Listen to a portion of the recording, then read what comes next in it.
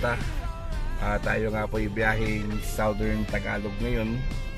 Meron lang po tayong pakay sa Quezon Province. So maiba naman, no? Try natin kung maka-update tayo ng TR4 sa mga susunod na araw, kasi mag-i-stay kami dito ng mga at least 3 days. And yun nga, yung tulad ng sabi ko, ang daming nasayang sa SLEX, yung sa TR2, no? Dati maraming puno doon sa gilid pero nawala na dahil sa widening. And dito nga po, no, yung kinalbong, ayan, no, yung sa gilid natin, yung sa gawing kanan, dahil din sa widening. Dati ganda ng landscape dyan eh. Tuwan-tuwa ako dati tuwing nadaan ako dito, nakikita ko yung greeneries dyan, yung landscape. So ngayon wala na mga paps. Though I'm sure naman tutubuan din ulit yan. Kailangan lang nila mag-quarry para nga po sa pag-widen ng kalsada, no, sa paghahanda nga po ito ng TR4. So siguro bawal muna ng pasensya yung mga babiyahe pa south. Alam ko eh, itong widening na ito eh, abot na to hanggang Start Tollway, no? Buong kahabaan ng Start Tollway. Though hindi na tayo abot ng mga paps, tayo i-exit na tayo sa Santo Tomas. Naalala ko na naman yung Start Tollway, yung ano, no, yung condition ng kalsada doon na para bang may sira yung gulong mo, no? So para sa mga nakadaan dyan sa Start Tollway, di ba? Gumawa rin tayo ng content ng dati, yung parang flat yung gulong mo. Kung ikaw ay first timer na dumaan doon, ay talaga naman magkakanap ka ng mahihintuan para i-check yung gulong mo.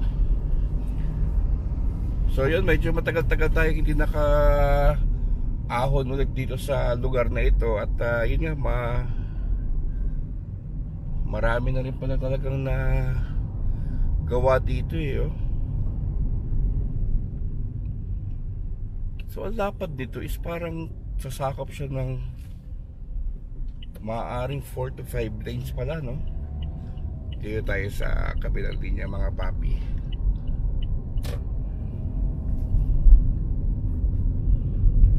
Ayan, nakikita nyo naman po yung sa gawing kanan natin. Patag na siya. Sana naman maganda na yung condition ng kalsada, no? Since bagong semento na siya. And yun nga, sana maibalik yung dating landscape dyan. Para tayo nasa disyerto pag ganyan ang kulay. I'm sure ibabalik naman yan ng San Miguel.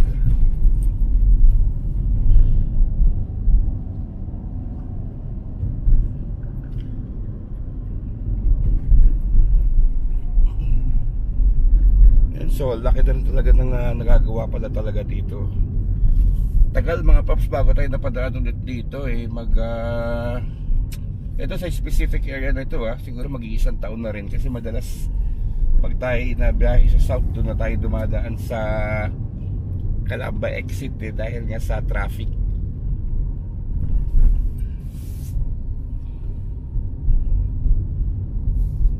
So yun nga, tulad ng sabi ko, kadalasang reason ng traffic is nagkakaroon ng widening, ay ng bottleneck effect dahil sa widening.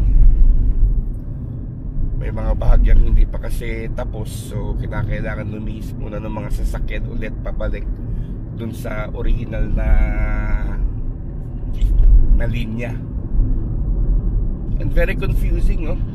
Tulad ng sabi ko, very confusing yung bagong lane ng TR2.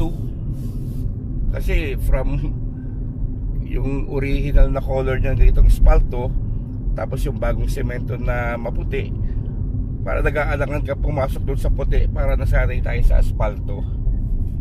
Ganun yung thinking ko eh. Or siguro most of us, kasi marami rin hindi gumagamit talaga ng bagong linya, yung bagong semento. Well, let's see kung ano mangyayari nito sa hinaharap. Isa pa sa nakakalungkot dito mga papi, dati-rati kasi merong dyan sa gawing kanan natin, merong ano dyan dati, paboritong CR ko yun eh, paboritong stopover ko dito sa kanan. Wala na siya, tinanggal na. Anyway, ganun talaga. Tulad nga po na sabi ko, in preparation for progress naman po ito, especially with the upcoming TR4, no? So yan, no? Yung linya sa excuse me mga paps, yung linya sa kanan natin to accommodate nga yung on and off ramp ng TR4. Subukan din natin mga paps, ha? Subok lang, try lang, baka makapag-update tayo ng TR4. Pag hindi, hoping na sana ay madaanan na yung package A to C early next year siguro. Alam ko may mga kinakaharapan na right of way yan eh, pero continuous naman po yung paggawa niyan. And very soon yung package A to C hanggang Chaong interchange ay maaari na nga po magamit yan. Yung package D naman to F, yun medyo malayo-layo pa yun, mahaba-haba pa tatahakin ng mga paps.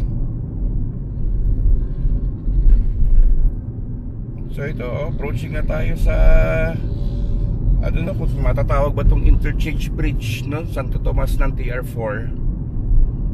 Taas ng tambak pala dito. Yung cut and fill nila mga paps, yung mga hinuhukay nila doon sa mga bundok, tapos itatambak dito and then i-fill yan next siguro sa I don't know kung anong parts. But anyways, ito na yung interchange bridge ng TR4, oh.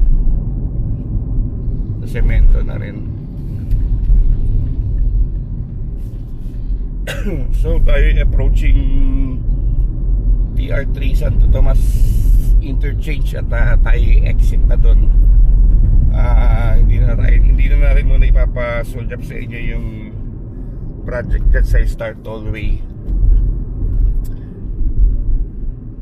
pero expecting na yung tingin ko yung plano ni Ninong buong STEX Quito Calapad 5 lanes.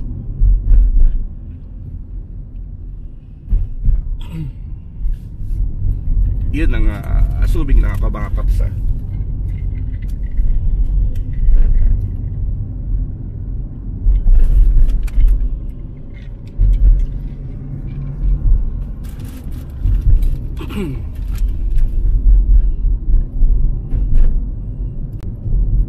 Ayan, plansyado na pa ito.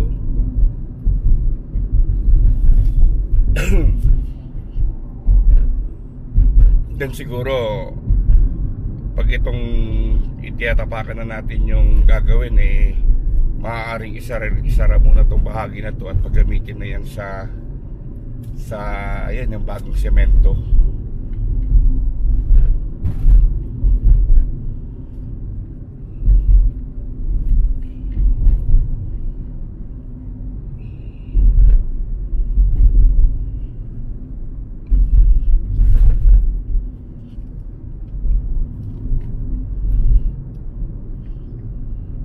Nawala na yung ano dito, yung dati may malaking bucket dyan ng Chicken Joy.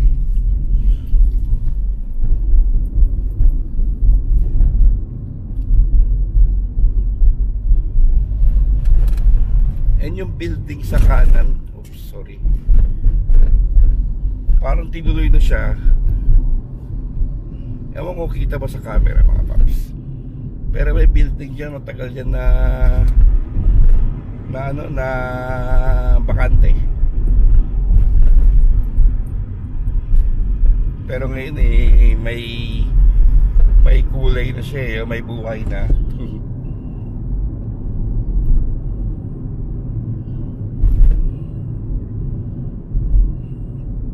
Ito, dito pa lang sa area na to, before pumasok sa Star Tollway, may tikitik moment na tugudug, tugudug, tugudug, tugudug, tugudug. Ganun na yung ano ng gulong natin dito.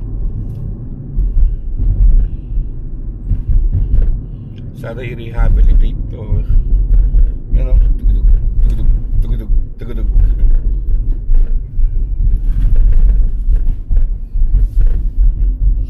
Well, I'm sure ipapaayos naman din yan, ano. Sana.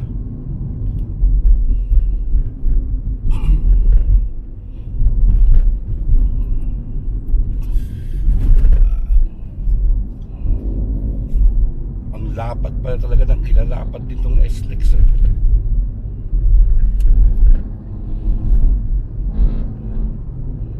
Para sa akin, no, yung nga sabi ko, yung 2 lanes okay na yun, sakto na.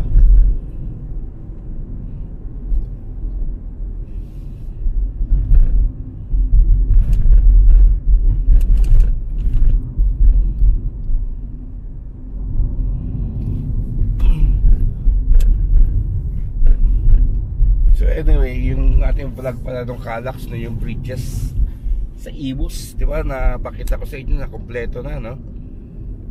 Ulitin ko na mga paps, sa Imus lang yun, ha. Meron pang tatawiran yung sa bandang Kawit naman sa Toklog, dun wala pa. So sa Imus area lang yung mga tulay dyan sa Alapan, sa Palagasan, sa Open Canal, sa Bocandala. Ayan, naitayo na, naitawid na.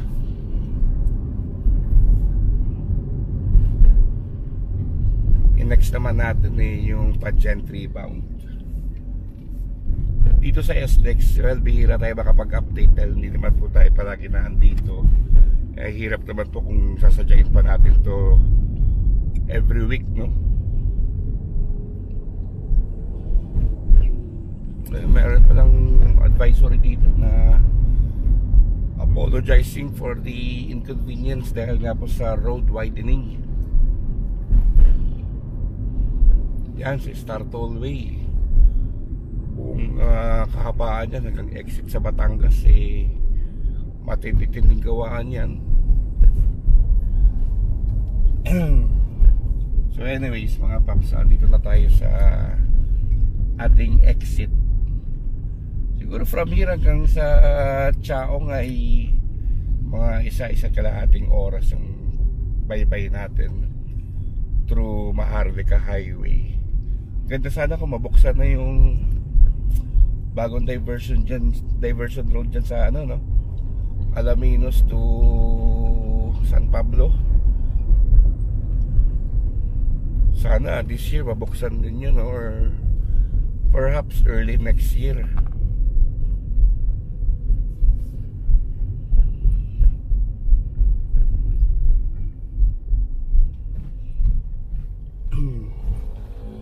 Okay, against the lights na tayo mga paps.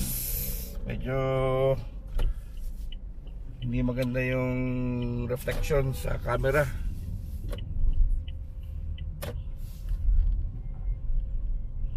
Bukas pa itong linya na to.